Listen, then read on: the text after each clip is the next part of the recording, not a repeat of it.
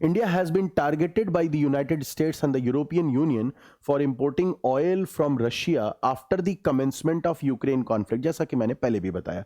In fact, India began importing from Russia because traditional supplies were diverted to Europe after the outbreak of the conflict.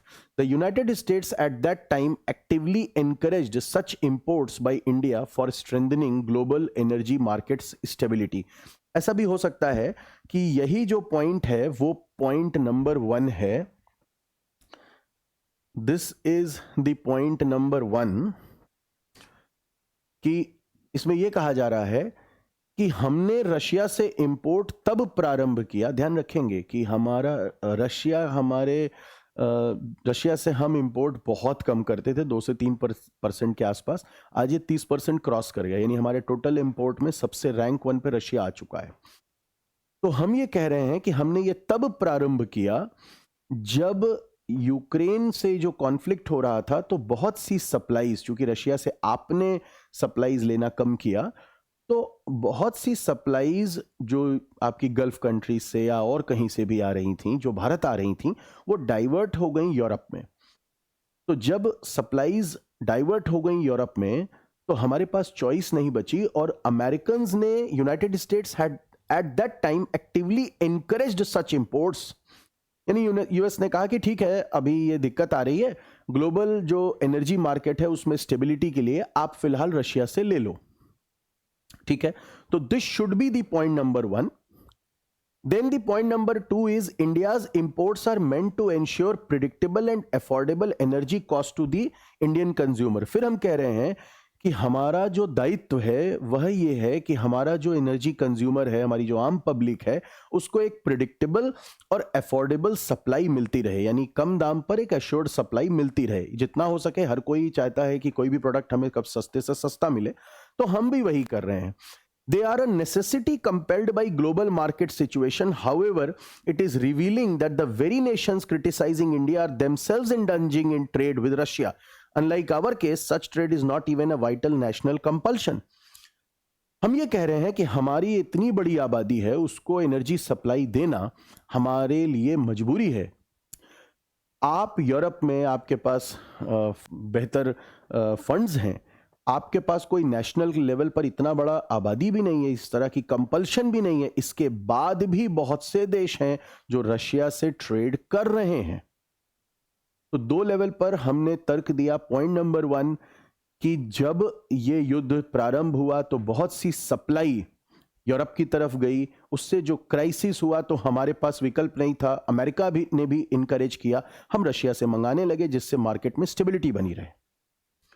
दूसरी बात, हमारी जरूरतें हैं, हमारी बहुत बड़ी आबादी है, लगभग 140 करोड़ की तो हमारी आबादी है, और हमारी एनर्जी सप्लाई इंश्योर हो, कुछ सस्ते दाम पे हमें तेल मिले, तो हम उस तरफ गए.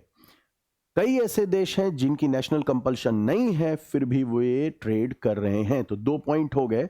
This should be the point number 1. Now let us come to the point number 3 जो एक्सटर्नल अफेयर्स मिनिस्ट्री ने कहा है, और वो पॉइंट नंबर 3 है, The European Union in 2024 had a bilateral trade of 67.5 billion. यानी कि EU ने 67.5 बिलियन का ट्रेड किया रशिया के साथ गुड्स में, और सर्विस में किया 17.2 बिलियन का. 2023 में यूक्रेन युद्ध चल रहा है. This is significantly more than India's total trade with Russia that year or subsequently. हमारा जो रशिया के साथ टोटल ट्रेड हो रहा है, केवल ऑयल का नहीं, केवल क्रूड का नहीं, जितना भी हम ट्रेड कर रहे हैं, इवन डिफेंस और सब कुछ, वो भी इन दोनों से, यानी 67 प्लस 17, 67, 74, 84.7 बिलियन का ट्रेड EU खुद कर रहा है रशिया से, उससे तो हम कम ही कर रहे हैं. European imports of LNG in 2024 in fact reached a record 16.5 million tons. 2024 में इन्होंने रिकॉर्ड LNG इंपोर्ट किया है. इन लोगों को गैस की जरूरत क्यों पड़ती है, लिक्विफाइड नेचुरल गैस?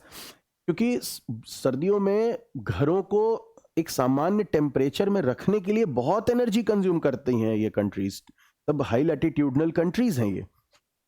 और 2022 में कितना किया था, 15.2 मिलियन टन का. 2024 में कितना किया, बढ़ गया ये. और ये ये जो है इनका ये 16.5 मिलियन टन हो गया, तो खुद कर रहे हैं ट्रेड। फिर Europe Russia trade includes not just energy but also fertiliser, mining products, ये सब भी मंगा रहे हैं, chemicals, iron and steel and machinery and transport equipment, सब तो रशिया के साथ तुम ट्रेड कर रहे हो।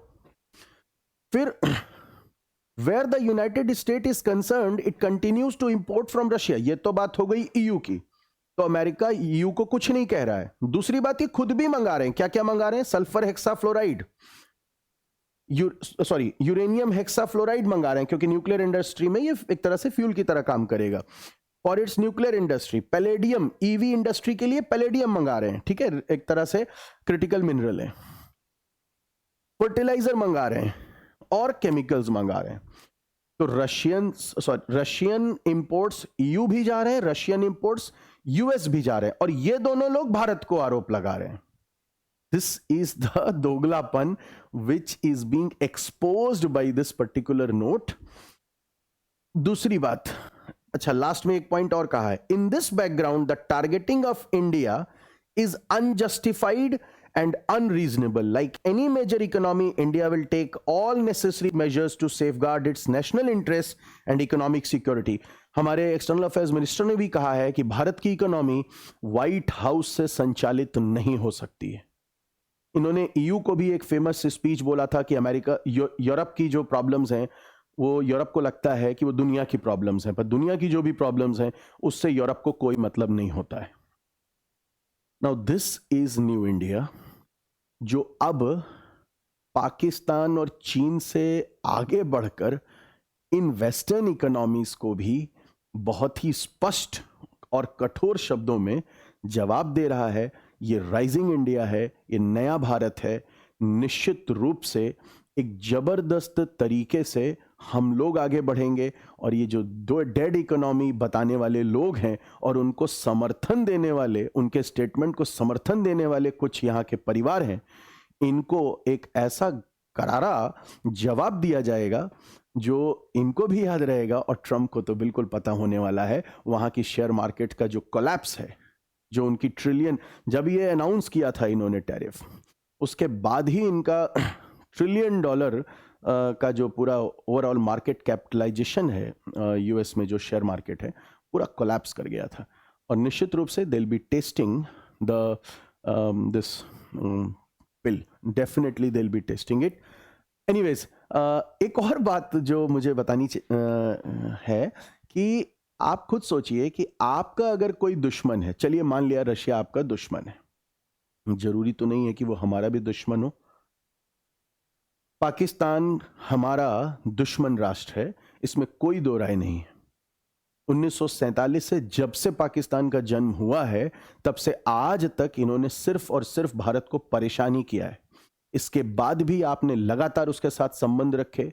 71 में आप उसका साथ दे रहे थे, आज भी आप अभी हमको लेक्चर दे रहे हैं कि हम पाकिस्तान में इन्वेस्टमेंट करेंगे और वहाँ से एक्सप्लोरेशन करेंगे ऑयल और नेचुरल गैस का, और पाकिस्तान से रिफाइन होकर यह भारत में तेल आएगा। तो आप सीधे सीधे हमें चिढ़ा रहे हैं। आपको इस बात का कोई कंसर्न नहीं है कि यू आर ओपनली गोद में खिला रहे हैं आप पाकिस्तान को, जो कि हमारा दुश्मन है, और आप हमसे यह एक्सपेक्ट कर रहे हैं कि हम आपके जितने भी सेंसिटिविटीज है उसको हम बहुत केयर करें। तो इस तरह की बातें अब भारत से तो एक्सपेक्ट नहीं की जा सकती हैं। Thank you so much.